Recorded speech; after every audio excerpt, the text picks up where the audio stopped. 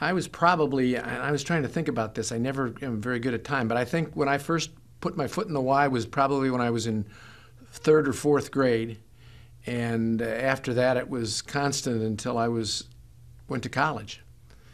We did a lot of stuff. I mean, I was a member of a Y club. I was on the plantation room board, which was the kids' board for the YMCA in those days. In fact, we're talking about bringing that back. We went to the plant room every Friday night after basketball games. That's where we met our girlfriends. That's where we tried to meet girlfriends. That's where we went and got together and danced and did all the stuff we used to do back in the 50s. I hate to admit it. But, that was a whole period of time from about fourth grade all the way through till I went to college. Well, I guess I was raised at the corner of Greenleaf and Elmwood across from Nichols School up until I was in third grade, and then we moved up to Prairie in North Evanston, and I moved from Central School in South Evanston to Haven.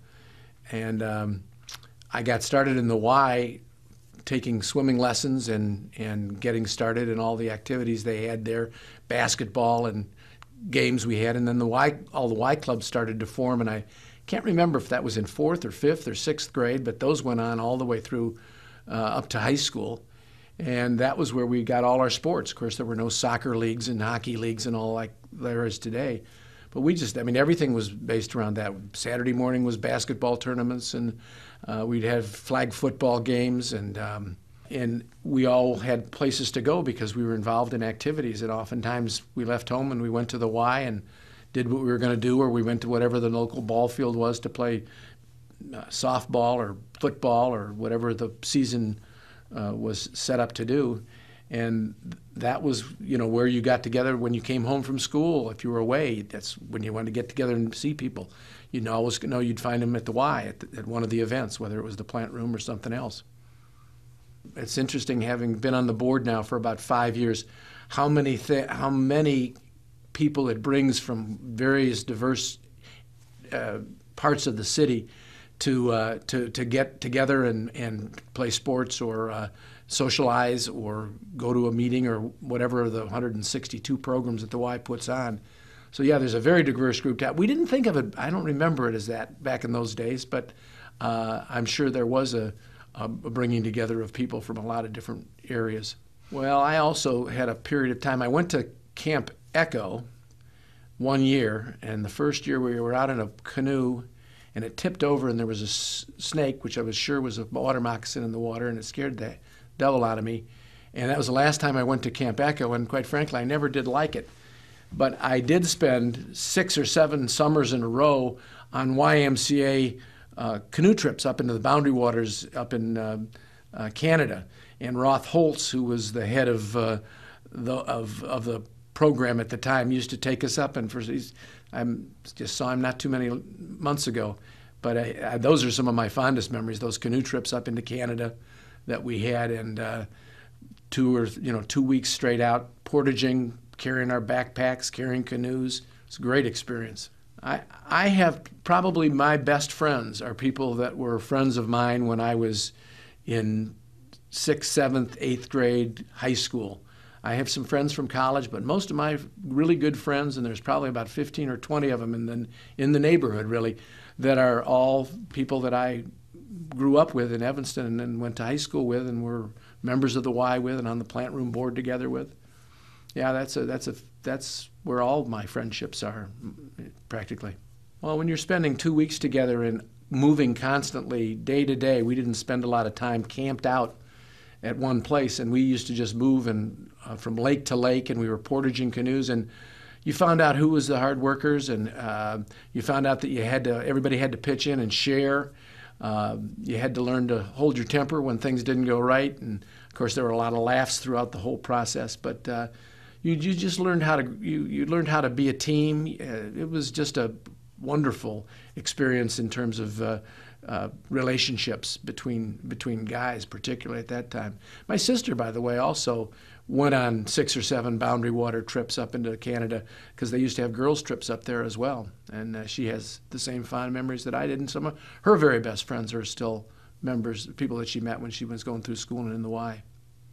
But we lived in Wilmette for about 15 years, and when we came back, I was looking for something to do that could kind of get me involved in the community, and I saw this article in the Round Table about a mentoring program, and so I called in, and they said, well, meet us at the police station in downtown and meet with, I can't remember the lady's name, and we were met there by Rod Joy, who was the head of the Project SOAR group, program, and I became a mentor shortly thereafter and mentored a young man for 4.5 years, I guess it was, and that's really got me back into the Y. And then I was on the board of Project SOAR, and then I got invited to be on the board of the YMCA, and now I'm on the executive committee, and it's been now 5 or 6 years. So it's been sort of a homecoming. Project SOAR is a very unique program because you're assigned to a person who's, a child, in this case a 10-year-old, who was living in a foster home with 9 other kids. His father was in prison for murder. His mother was long gone because she was a drug addict. And so he'd been living in this foster home, and I was introduced to him. LaShawn was just absolutely a phenomenal kid. He taught me more than I got from him, to tell you the truth. You can provide somewhat of a father figure, although you can't replace a parent, but you can give some guidance. And interestingly enough, a year after, or virtually after we got done with our relationship, he moved away, and I've not heard or seen from him since. So one day I hope I do. His dad kind of took him away, didn't feel comfortable with our relationship. But after 4.5 years of it, you realize that, you're there for a period of time, and it's not meant to be forever. Very seldom probably is. Like, I have a picture, I was looking at it not too long ago, of LaShawn and I going out on a bike ride, and my grandson, who is now 13, on the back of my bike, and LaShawn. And so, he knew the family. He, ate at our house quite often, met my grandkids, my daughters. So it was more than just me that kind of gave him some sense of stability, I think. Well, it was a pleasure, and he was a joy. He was a very special kid, really special. I was thinking about what it would be like if there was no Y, because it's been there forever. I mean, 125 years is phenomenal in itself. The company that I work for has been in existence for a little over 150 years, and that's extraordinary in business. And I think it's extraordinary in any endeavor to be able to sustain yourself for 125 years.